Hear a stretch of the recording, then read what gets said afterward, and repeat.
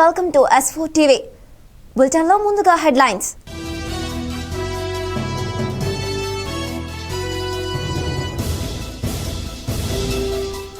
హైదరాబాద్లో ఐఏఎంసీ ఏర్పాటు సంతోషకరం. శాశ్వత భవనం కోసం భూమి కేటాయిస్తామని అభయం.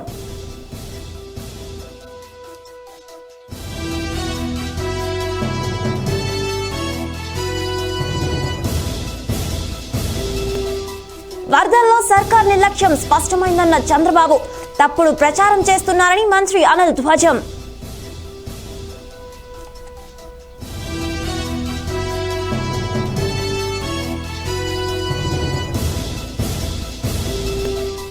రాజధాని విషయంలో బీజేపీకి కమిట్మెంట్. నైతిక హక్కు సీఎం జగన్ కు లేదని సోము కామెంట్స్.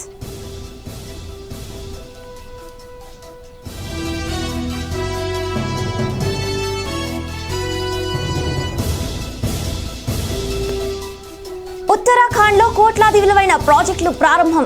ప్రాజెక్టుల పురోగతిని పరిశీలించిన ప్రధాని Modi.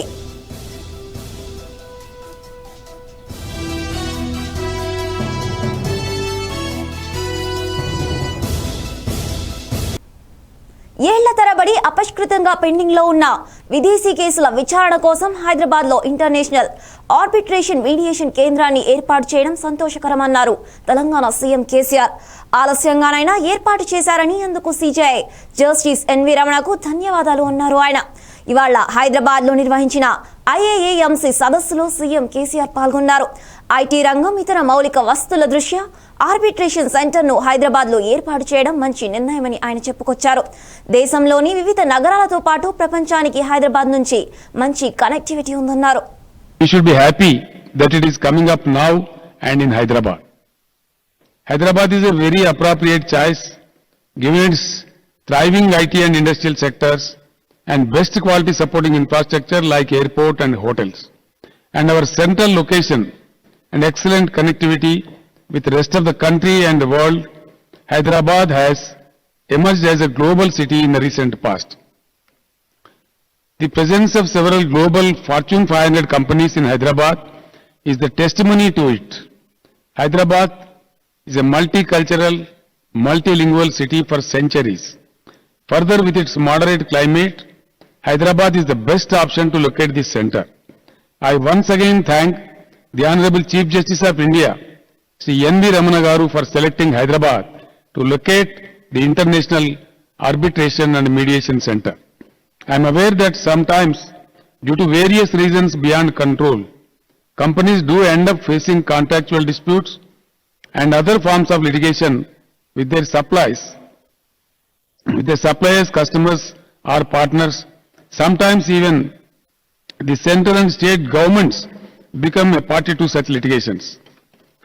Practical experience of last so many decades show that due to a variety of structural reasons, including insufficient number of courts and judges, the litigation get prolonged and adversely affect the functioning and balance sheets of the affected companies.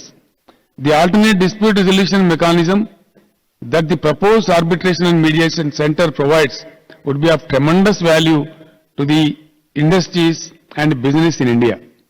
Due to absence of such facility hitherto in our country, I am aware that many companies have to face enormous challenges in getting their disputes resolved in courts and centers located in foreign cities like Singapore, Paris, Dubai and London. India embarked on the liberalization of the economy, particularly industrial and finance sector, as a strategy for economic growth 3 decades ago. We know that ease of Kadapa జిల్లా వరద బీభత్సంలో పెద్ద సంఖ్యలో ప్రాణాలను బలిగొన్న నేపథ్యంలో TDP అధినేత చంద్రబాబు రాష్ట్ర ప్రభుత్వంపై ధ్వజమెత్తారు. ప్రభుత్వ నిర్లక్ష్యం వల్లే 62 మంది చనిపోయారన్నారు. 6,000 కోట్ల మేర ఆస్తి, పంట నష్టం జరిగిందని వివరించారు. అన్నమయ్య ప్రాజెక్ట్ గేట్లకు మరమ్మతులు చేయించకపోవడంతో గేట్లు మొత్తం కొట్టుకుపోయాయని చంద్రబాబు ఆరోపించారు. వరదల సమయంలో వైసీపీ సర్కార్ నిర్లక్ష్యం స్పష్టంగా తెలుస్తోందని, న్యాయ విచారణ కోరితే ఎందుకు అంగీకరించడం లేదని ప్రశ్నించారు. ఇంకొక ఆనకట్ట విచ్ఛిన్నం అయిందని దీన్ని ఉదాహరణంగా తీసుకుని చర్చించుకుంటారు. ఇది మనందరికీ కూడా పరువు పోయే అంశం. కాబట్టి ఇలాంటి విషయాల్లో బాధ్యుల జవాబుదారీతనం ఉండే విధంగా ఎందుకు ఒక వ్యవస్థను చట్టంగా చేసి పెట్టుకోకూడదు. ఇదే ఆయన మాట్లాడింది. జవాబుదారీతనం, అకౌంటబిలిటీ. ఒక ముఖ్యమంత్రి బాధ్యతకు అతీతుడు కాదు. నీకు చేతగాకపోతే, నువ్వు చేయలేకపోతే, నువ్వు బాధ్యత తీసుకోలేకపోతే నువ్వు ముఖ్యమంత్రిగా అనర్హుడివి. నీకు అర్హతే లేదు.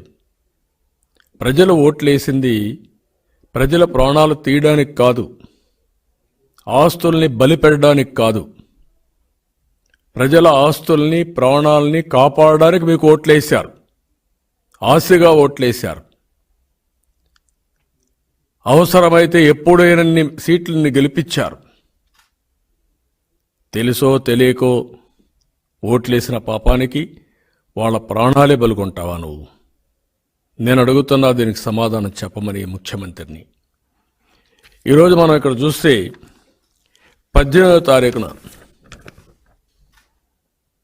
వాతావరణ కేంద్రం చాలా స్పష్టంగా చూపించారు. హెవీ రెయిన్ వస్తుంది, డౌన్ పోర్ ఉంటుంది ఈ ప్రాంతంలోని చాలా స్పష్టంగా చూపించిన ఇది. నీ గవర్నమెంట్ ఉంది కదా, అధికారులు ఉన్నారు కదా, ఏం చేస్తున్నారు మీరంతా? ఇప్పుడు నేను అడగదలుచుకున్నాను, దీనికి బాధ్యులు ఎవరు? అన్నమయ్య ప్రాజెక్ట్ విషయంలో టీడీపీ అధినేత చంద్రబాబు కనీస అవగాహన లేకుండా తప్పుడు ప్రచారం చేస్తున్నారని మంత్రి అనిల్ కుమార్ మండిపడ్డారు. అన్నమయ్య ప్రాజెక్టుకు సీఎం జగన్ యుద్ధ ప్రాతిపదికన పనులు చేయించారని గుర్తు చేశారు. విపత్తులను కూడా ప్రభుత్వ వైఫల్యం అన్నట్లుగా ప్రతిపక్షాలు మాట్లాడుతున్నాయన్నారు. చంద్రబాబు వాస్తవాలను మరుగున పరిచి మాట్లాడుతున్నారని విమర్శించారు. అన్నమయ్య ప్రాజెక్ట్ గురించి చెప్తూ అన్నమయ్య ప్రాజెక్టులో వీళ్ళు చేత కాకుండా మెయింటైన్ చేశారు. ఒక గేట్ లిఫ్ట్ చేయటం వల్ల, రిపేర్ చేయకపోవటం వల్ల ఇదంతా అయిపోయిందని చెప్పాడు. ఈరోజు చంద్రబాబు నాయుడు గారే మాట్లాడారు. 18వ తారీఖున వరద రావటం మొదలైంది. 18వ తారీఖున 10 గంటలకి 10,000 వచ్చింది, సాయంకాలానికి 90,000 వచ్చింది, మధ్యాహ్నానికి 1,00,000 వచ్చిందని. కానీ చంద్రబాబు నాయుడు దౌర్భాగ్యం అక్కడే ఎంత దరిద్రమైన మనస్తత్వం అంటే అక్కడితో ఆపాడు. కానీ అక్కడి నుంచి తర్వాత ఎంత వచ్చిన ఫ్లడ్ని మాత్రం మింగేసి దాని నిజాలు ఎందుకు చెప్పలేదో చంద్రబాబు నాయుడు గారు చెప్పాల్సిన బాధ్యత చంద్రబాబు నాయుడు గారి మీద ఉంది. ఈరోజు అన్నమయ్య డ్యామ్కి సంబంధించి 5 గేట్స్కి దాని స్పిల్వే కెపాసిటీ 2,17,000 క్యూసెక్స్. ఈరోజు 2,17,000 క్యూసెక్స్ కెపాసిటీ ఉంటే ఆయన చెప్పినట్టుగానే 10 గంటలకి 12,000 చిల్లర వస్తే దాన్ని మొత్తం వదిలేశాం. 8వ గంట కల్లా 42,000కు పెరిగితే పూర్తిగా కూడా దాన్ని అన్నమయ్య డ్యామ్ని 2.2 టీఎంసీ కెపాసిటీ అంటే మహా అంటే 24,000 క్యూసెక్స్ కెపాసిటీ అయిన డ్యామ్ దాన్ని పూర్తిగా కూడా డిప్లీట్ చేసుకుంటూ 0.7 టీఎంసీ అంటే ఆల్మోస్ట్ డెడ్ స్టోరేజ్ కిందగా తీసుకొచ్చి మొత్తం కూడా ఆ డ్యామ్ని మొత్తం కూడా అవుట్ఫ్లోస్ ఇన్ఫ్లోస్తో కన్నా కూడా ఎక్కువ రిలీజ్ చేయడం జరుగుతూ ఉంది. పొద్దున 4 గంటల కల్లా అది 1:30 నుంచి 2 ఏదైతే అక్కడున్న బహుదా కానీ ఆ మాండవి కానీ అలాగే పెంచ టాపుల్ అవటం కానీ ఇవన్నీ కూడా లోకల్లో హెవీ రెయిన్స్ దాదాపు 20 సెంటీమీటర్స్తో హెవీ రెయిన్స్ క్యాచ్మెంట్ కానీ మొత్తం అంతా కూడా 4-4.5 గంట ప్రాంతంలో దాదాపు 3,20,000 క్యూసెక్స్. అంటే అన్నమయ్య స్పిల్వే కెపాసిటీ మొత్తం గేట్స్ ఆపరేట్ చేసినా కూడా 2,17,000 క్యూసెక్స్ మాత్రమే. 2,17,000 క్యూసెక్స్ నుంచి 3,20,000 cusecs with in span of 2-3 గంటల లోపల పొద్దున్న 4 గంటలకు వచ్చి బండి. ఆంధ్రప్రదేశ్లో 3 రాజధానులు ఏర్పాటు చేస్తామని నైతిక హక్కు సీఎం జగన్ కు లేదని బీజేపీ రాష్ట్ర అధ్యక్షుడు సోము వీర్రాజు వ్యాఖ్యానించారు. విజయవాడలో జరుగుతున్న బీజేపీ రాష్ట్ర కార్యవర్గ సమావేశంలో ఆయన మాట్లాడారు. రాజధాని అమరావతి నిర్మాణం విషయంలో బీజేపీకి చిత్తశుద్ధి ఉందన్నారు. రాజధాని విషయంలో ఒక్క బీజేపీకే కమిట్మెంట్ ఉందని ఆయన చెప్పారు. తమ పార్టీ అధికారంలోకి రాబోతుందని, అద్భుతమైన రాజధానిని అమరావతిలో కడతామని బీజేపీ రాష్ట్ర అధ్యక్షుడు సోము వీర్రాజు చెప్పారు. దీని మీద కమిట్మెంట్ ఉంది. రైతులకు వెంటనే ఈ ప్రభుత్వం 25,000 పట్టాలని మంజూరు చేయాలి. ఇవన్నీ చేసే బాధ్యతను 24లో వీళ్ళు కంప్లీట్ చేయకపోతే భారతీయ జనతా పార్టీని దీన్ని స్వీకరించబోతుంది. అద్భుతమైనటువంటి రాజధానిని అమరావతిలో కడతామనేటువంటి విషయాన్ని ఈ తీర్మానం ద్వారా రాష్ట్ర ప్రధానికానికి భారతీయ జనతా పార్టీ తెలియజేస్తుంది. ఇవాళ రాష్ట్రంలో ఏం జరుగుతుందని చూస్తే ఆశ్చర్యకరమైనటువంటి అంశాలు. ఈ ఆంధ్ర రాష్ట్రం భారతదేశంలోనే ఒక అద్భుతమైనటువంటి రాష్ట్రం, మేధో సంపద కలిగినటువంటి రాష్ట్రం. ప్రపంచ దేశాల్లో ఏ దేశం వెళ్ళినప్పుడు కూడా ఆంధ్రులు 10% ఉండేటువంటి రాష్ట్రం దేశం ప్రపంచాల్లో. అలాంటి పరిస్థితిని, అలాంటి రాష్ట్రాన్ని హైదరాబాద్లో ఉండగా ఈ 13 జిల్లాలని కనీసం పట్టించుకోకుండా కేంద్రీకృత అభివృద్ధి చేసినటువంటి ఈ పెద్దలు రాజశేఖర రెడ్డి కావచ్చు, చంద్రబాబు నాయుడు గారు కావచ్చు, ఏ ముఖ్యమంత్రి అయినా సరే విడిపోయిన తర్వాత దీనికి సరైనటువంటి ప్రణాళిక ఉందా అని నేను అడుగుతున్నా. విడిపోయిన ఈ 13 జిల్లాల్లో ఏం అభివృద్ధి చేస్తామని చెప్పేటువంటి దమ్ము, ధైర్యము, సాహసము, ఒక ప్రణాళిక, ఒక కమిట్మెంట్ లేనటువంటి రాజ్యాలు 14 నుంచి ఇవాళ వరకు నడుస్తున్నాయి. ఎంతకాలం అభివృద్ధిని ప్రక్కకు పెట్టి రూలింగ్ చేయకుండా ట్రేడింగ్ మీద ఆధారపడే వ్యవస్థలు ఆంధ్ర రాష్ట్రం. రూలింగ్ అంటే సంక్షేమం, రూలింగ్ అనే దాని మీద సంక్షేమంతో కేంద్రం అనేకమైన కార్యక్రమాలను ఈ రాష్ట్రంలో చేస్తుంది. జగన్మోహన్ రెడ్డి నవరత్నాలు చేస్తున్నారా? అలంపూర్ శ్రీ జోగులాంబ దేవాలయం నుండి హైదరాబాద్ కు బస్ సౌకర్యం కల్పించాలని గత వారం జోగులాంబ ఆలయానికి దర్శించడానికి వచ్చిన ఆది సీఎం సజ్జనార్కి అలంపూర్ ఎమ్మెల్యే అబ్రహం కోరారు. దానికి అనుగుణంగా ఈ రోజు నుండి అలంపూర్ హైదరాబాద్ బస్సు సర్వీసును ఎమ్మెల్యే ప్రారంభించారు. ఈ కార్యక్రమంలో municipal chairperson Manorama Venkatesh, TRS town అధ్యక్షుడు Venkataramaiah Shetty, councillor Sudarshan Goud, co option member Allah Bakhsh వలి, పెద్ద మొక్తా తదితరులు పాల్గొన్నారు.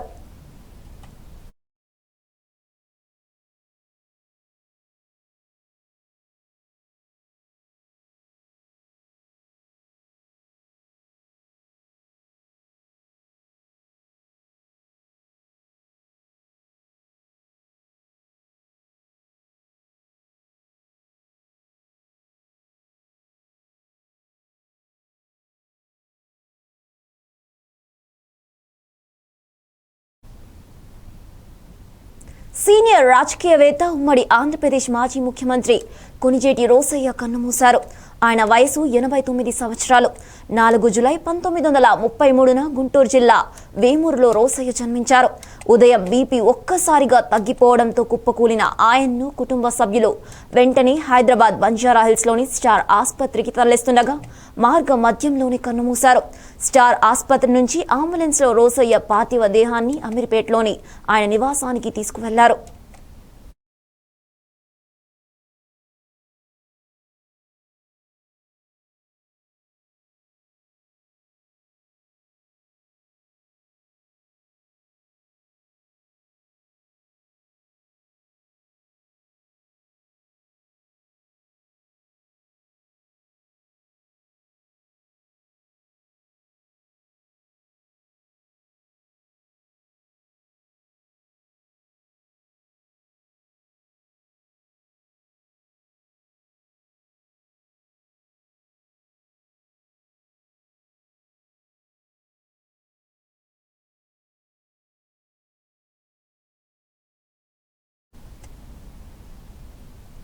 ఉమ్మడి ఏపీ మాజీ సీఎం రోసయ్య పార్థివ దేహానికి తెలంగాణ సీఎం కేసీఆర్ నివాళులర్పించారు. హైదరాబాద్ అమీర్పేటలో ఉన్న రోసయ్య నివాసానికి వెళ్లిన ఆయన కుటుంబ సభ్యులను ఓదార్చారు. వారికి తన ప్రగాఢ సానుభూతి తెలిపారు. పలువురు నాయకులు రోసయ్య భౌతిక కాయానికి నివాళులు అర్పించారు.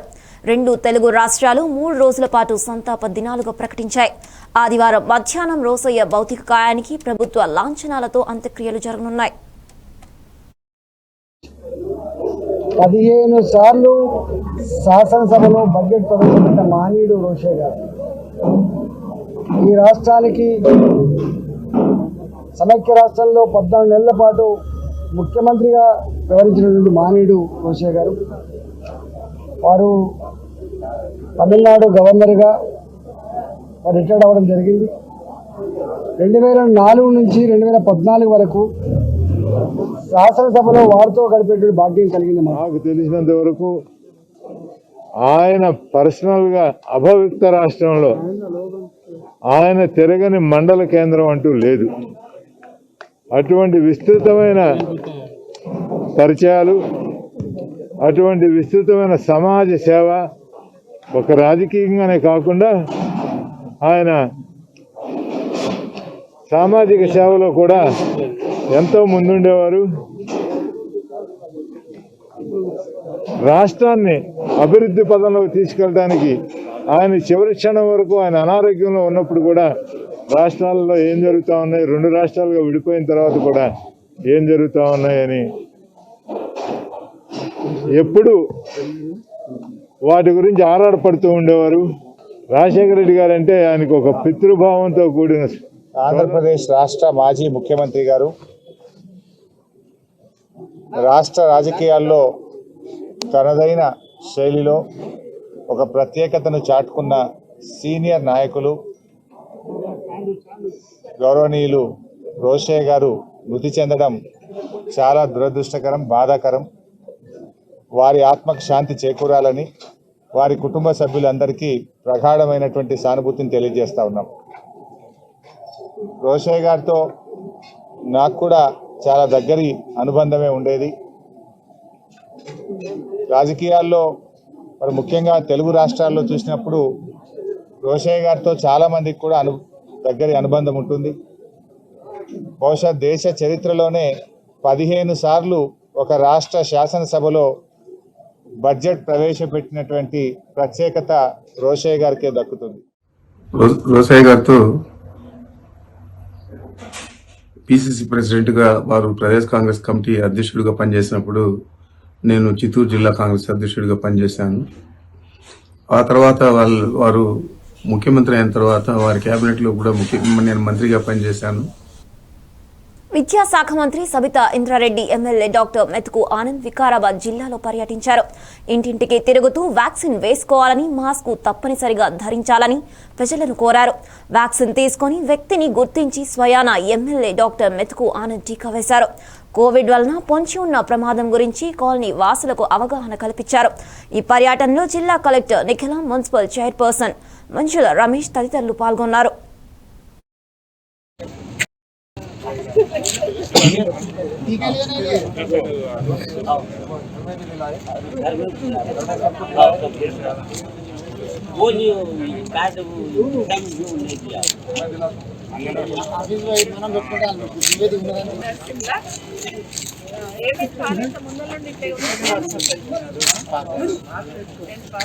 పెన్షన్ వస్తుందా? మీ అమ్మ కూడా వస్తుంది కదా రాదా? నేను అదే కదా 500 మీ అమ్మకి ఇస్తున్నాను, 2.5 నువ్వు తీసుకున్నాను. మరి ఇంజక్షన్ తీసుకున్నావా? పెట్టుకోవాలి, ఇంజక్షన్ తీసుకోలే. ఎందుకు తీసుకోలే? భయమా? మరి ఎందుకు తీసుకోలే? ఇయ్యలేదా? నీ దగ్గరికి రాలేరా వీళ్ళు? ఇంజక్షన్ ఇష్టం రాలేదా? ఏడుంటావు? ఎప్పనూరు ఉంటావు. అక్కడికి వచ్చి తీస్తామన్నారు మీ ఆశా వర్కర్లు, వాళ్ళు రాలేదా మీ ఇంటి దగ్గరికి? చలో నేను పేరు. ప్రకాశం జిల్లా కొండేపి నియోజకవర్గం టంగుటూరులో బంగారు దుకాణం వ్యాపారి జలదంకి రవికిషోర్ ఇంట్లో ఎవరూ లేని సమయంలో ఆయన భార్య, కుమార్తెలు వెంకట లేఖన, శ్రీదేవిలను దుండుగులు గొంతు కోసి దారుణంగా హత్య చేశారు. అయితే వీరి హత్యకు కారణాలు ఇంకా తెలియరాలేదు. సంఘటనా స్థలానికి చేరుకొని పోలీసులు దర్యాప్తు చేస్తున్నారు.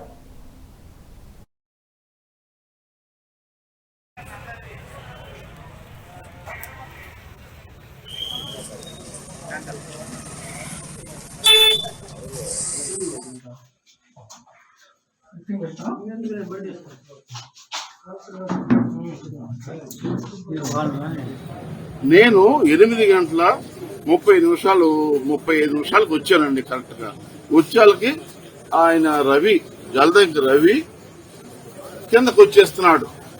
నేను ఇట్లా జస్ట్ అట్లా వచ్చానండి. వస్తే వెంకట్రావు మా భార్య బిడ్డ ఇద్దరు గొంతు కోసారు, చనిపోయారు అని చెప్పారు. అరే ఎట్లున్నారు పాపం వెళ్దామని నేను అటు గేట్స్ దాకా వెళ్ళాను. వెళ్తే వీళ్ళందరూ ఉండి బ్యాక్ వచ్చి నువ్వు వెళ్ళగా పైకి అన్నారు. నేను ఎంట్రన్స్ ఆగిపోయి వెనక్కి వచ్చాను. వెనక్కి వచ్చిన తర్వాత ఏంటంటే ఇక తర్వాత ఆ పక్కన ఇంటి వాళ్ళ అన్నయ్య వాళ్ళు జలదంకి సీను, సురేష్, వాళ్ళ భార్య వాళ్ళు అందరూ కలిసి పోలీసులు ఇన్ఫార్మ్ చేయటం, ఇక తర్వాత 108 కి ఇన్ఫార్మ్ చేయటం, ఇక తర్వాత ఎస్ఐ గారు భార్య మా పెద్దమ్మాయిని రాత్రి నేను 8:40కి షాప్ దగ్గర నుంచి ఇంటికి వచ్చేటప్పటికి రక్తమడుగులో పడిపోయినారు. వాళ్ళ పోలీసు వారు చెప్పిన ప్రకారం వాళ్ళ ఇద్దరు గొంతులు కోసేసి మా భార్య దగ్గర ఉన్న బంగారం అది తీసుకుని పోయి ఇల్లు కాస్త చిందరవంద చేసి చేస్తున్నారు. మరి అది ఎవరు ఏంది అనేది పోలీసు వాళ్ళు చేసేదాన్ని బట్టి ఆధారపడుతుంది. రకాల సైంటిఫిక్ మెథడ్ ద్వారా ఇన్వెస్టిగేషన్ చేయడం జరుగుతుంది. అట్లాగే చుట్టుపక్కల ఉన్న సాక్షులందరినీ కూడా విచారించడం జరుగుతుంది. అట్లాగే జిల్లా వ్యాప్తంగా కూడా మా ఎస్పీ గారి ఆధ్వర్యంలో సింహగిరిమెట్ల మార్గంలోని పురాతన హనుమత్ ఆలయ అభివృద్ధికి చర్యలు తీసుకుంటున్నట్లు సింహాచలం దేవస్థానం ఈవో సూర్యకళ వెల్లడించారు. ఇంజనీరింగ్ అధికారులతో కలిసి ఈవో సూర్యకళ ఈ ప్రాంతాన్ని సందర్శించారు. తక్షణమే అవసరమైన పనులు ప్రారంభించాలని ఆమె ఆదేశించారు. ఈ నెల 14 నుంచి 16 వరకు స్వామివారి హనుమత్ వ్రతం వేడుకలు ఘనంగా నిర్వహిస్తామన్నారు.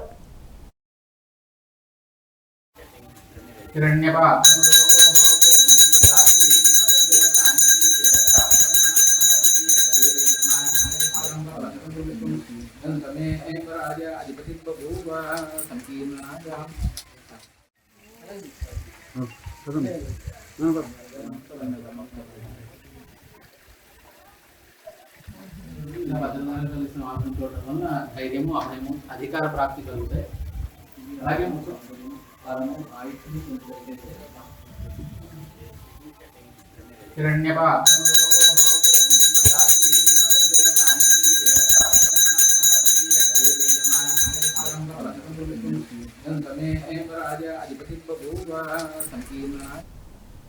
జవాద్ తుఫాన్ ప్రస్తుతం పశ్చిమ మధ్య బంగాళాఖాతంలో అది కేంద్రీకృతమైనట్టు వాతావరణ శాఖ వెల్లడించింది.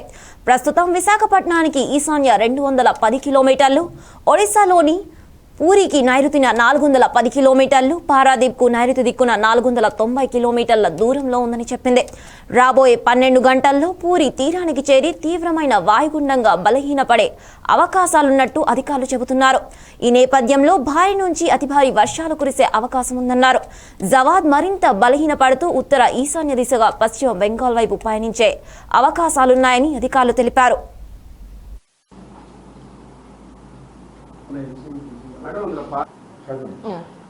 నిన్నటి సైక్లోనిక్ స్టార్మ్ ఈరోజు పశ్చిమ మధ్య బంగాళాఖాతంలో 8:30 గంటలకి నార్త్ వర్డ్స్ మూవ్ అయింది. ఇది రానున్న 12 గంటలు కూడాను నార్త్ వెస్ట్ డైరెక్షన్లో మూవ్ అవుతుంది. ఇది ప్రస్తుతం విశాఖపట్నానికి తూర్పు ఆగ్నేయంగా 210 కిలోమీటర్ల దూరంలో కేంద్రీకృతమై ఉంది. ఇది అలాగే గోపాల్పూర్కి దక్షిణంగా 320 కిలోమీటర్ల దూరంలో ఉంది. ఇది రానున్న 12 గంటలు కూడాను ఏంటి అంటే నార్త్ వర్డ్స్ మూవ్ అవుతుంది. మూవ్ అయ్యి తర్వాత నార్త్ ఈస్ట్ డైరెక్షన్లో మూవ్ అవుతూ ఒడిశా వైపుగా పయనించే అవకాశం ఉంది. ఈ దశలో ఈ సైక్లోనిక్ స్టార్మ్ దాని యొక్క బలహీనపడుతూ ఒడిశాకి డీప్ డిప్రెషన్ అంటే తీవ్ర వాయుగుండంగా వెళ్ళే అవకాశం ఉంది. ఇది పూరికి ఒడిశాలోని పూరికి రేపు మధ్యాహ్నానికల్లా చేరే అవకాశం ఉంది. యాజ్ ఎ తీవ్ర వాయుగుండంగా వెళ్ళే అవకాశం ఉంది. త్వరలో అసెంబ్లీ ఎన్నికలు జరగనున్న ఉత్తరాఖండ్లో 18,000 కోట్ల విలువైన వివిధ అభివృద్ధి పనులను ప్రధాని నరేంద్ర మోదీ ప్రారంభోత్సవాలు శంకుస్థాపనలు చేశారు. 8,300 కోట్లతో చేపడుతున్న ఢిల్లీ డెహ్రాడూన్ ఎకనామిక్ కారిడార్ సహా పలు ప్రాజెక్టులు పురోగతిని ప్రధాని పరిశీలించారు. డెహ్రాడూన్లోని పరేడ్ గ్రౌండ్స్లో జరిగిన ర్యాలీలో ప్రసంగించడం ద్వారా వచ్చే ఏడాది జరగనున్న ఉత్తరాఖండ్ అసెంబ్లీ ఎన్నికలకు బీజేపీ ప్రచారాన్ని ప్రారంభించారు. రాష్ట్రంలో త్వరలో కొత్తగా మరో 3 వైద్య కళాశాలలు అందుబాటులోకి వస్తాయని ఆయన అన్నారు. लोगों के मन में भी ये घर कर गया, यानी एक तरह से देश के सामान्य मानवी का स्वाभिमान, उसका गौरव सोची समझी रणनीति के तहत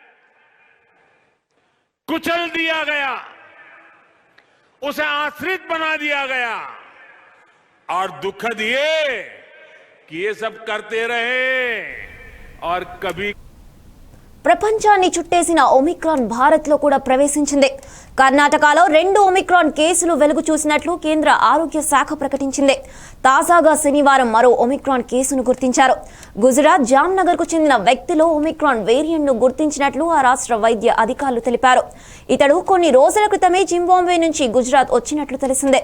72 ఏళ్ల బాధిత వ్యక్తి జింబాబ్వే నుంచి వచ్చిన తర్వాత స్వల్ప అనారోగ్యానికి గురయ్యాడు. టెస్టులు చేయగా గురువారం అతడికి కరోనా పాజిటివ్ గా తేలింది. ఇక అతడి శాంపిల్స్ ను జినోమ్ సీక్వెన్సింగ్ కు పంపినట్లు రాష్ట్ర హెల్త్ కమిషనర్ జయప్రకాష్ చౌహరే తెలిపారు. బాధితుల్లో ఒమిక్రాన్ వేరియంట్ ను గుర్తించినట్లు ప్రకటించారు. ఈ కేసుతో దేశంలో ఒమిక్రాన్ కేసుల సంఖ్య 3కు చేరుకుంది.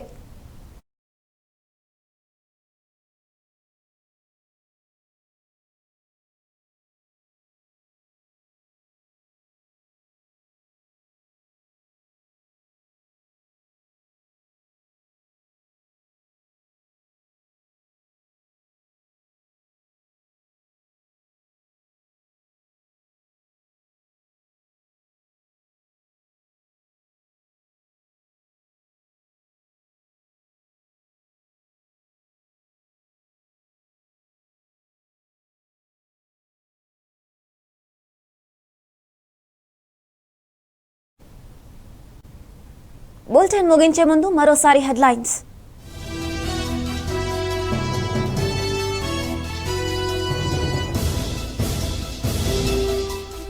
హైదరాబాద్ లో ఏఎంసీ ఏర్పాటు సంతోషకరం. శాశ్వత భవనం కోసం భూమి కేటాయిస్తామని అభయం.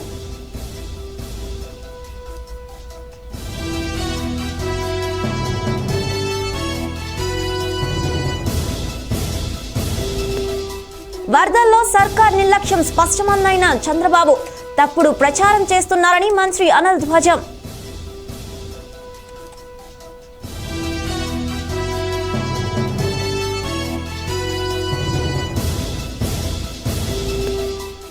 రాజధాని విషయంలో బీజేపీకే కమిట్మెంట్. నైతిక హక్కు సీఎం జగన్ కు లేదని సోము కామెంట్స్.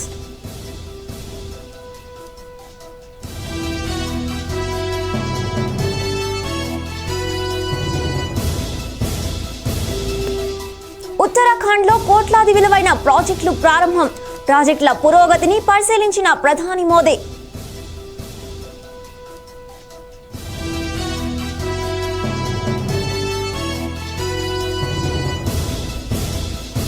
ఇవే bulletin updates. Keep watching S4 TV.